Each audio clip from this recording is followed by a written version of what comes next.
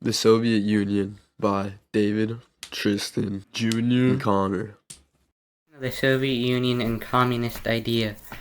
The Soviet Union's roots can be traced back to the days of World War I, and before that, Karl Marx.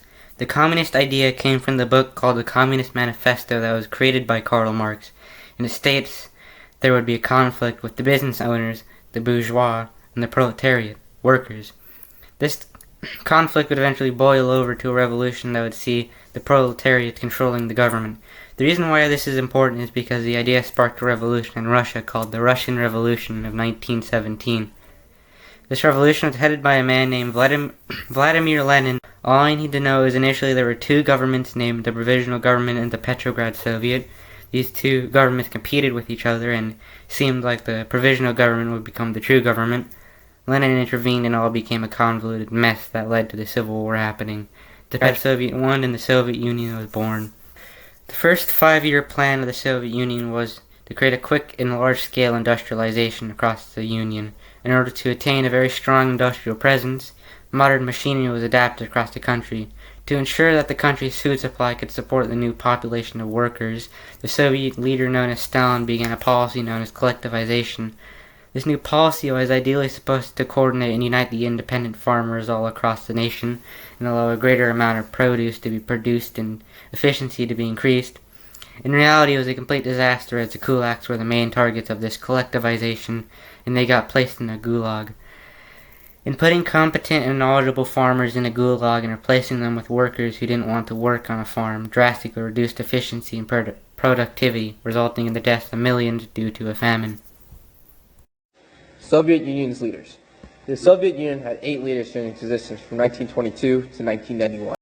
Unlike countries in which a president or prime minister is designated head of state, the Soviet Union's leaders mostly assumed power by becoming the head of state for the Soviet Union's Communist Party. The men who ruled the USSR the most were Joseph Stalin and Leonid Brezhnev, who each served several decades as the head of the Communist Party. Lesser-known leaders, such as Georgy Malenkov, who lost power to Nikita Khrushchev after only a few weeks.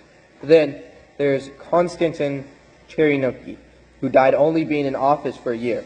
In some way, these 8 men shaped the USSR. Soviet impact during World War II. Soviet impact during World War II can be traced back to September of 1939, when the German Reich signed a non-aggression pact with the Soviet Union. This non-aggression pact stipulated that they both invaded Poland and that both the Germans and Soviets would gain land in Eastern Europe. The Soviets annexed the Baltics and gained some of Poland, while Germany got the rest. This non-aggression pact would not last when the Germans initiated Operation Barbarossa against the Soviets and started a bloody campaign against the Soviet Union that resulted in the total death of more than 20 million during World War II. Soviets after World War II and the Cold War.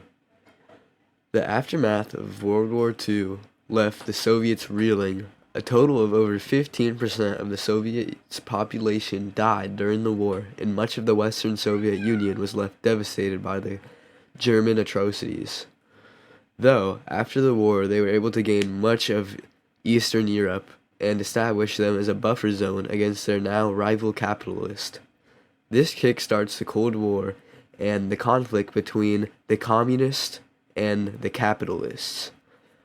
Many different espionage operations happened during this time, and they were constantly spying on each other.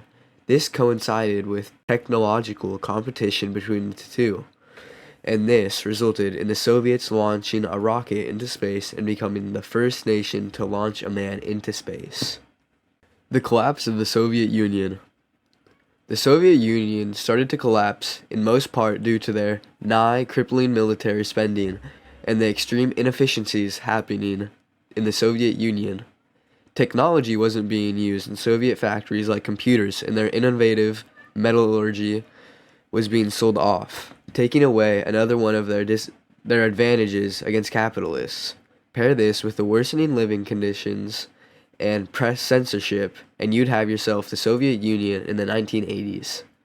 This lack of improvement and the continual loss of the Cold War, including losing the possibility of them having the first person on the moon,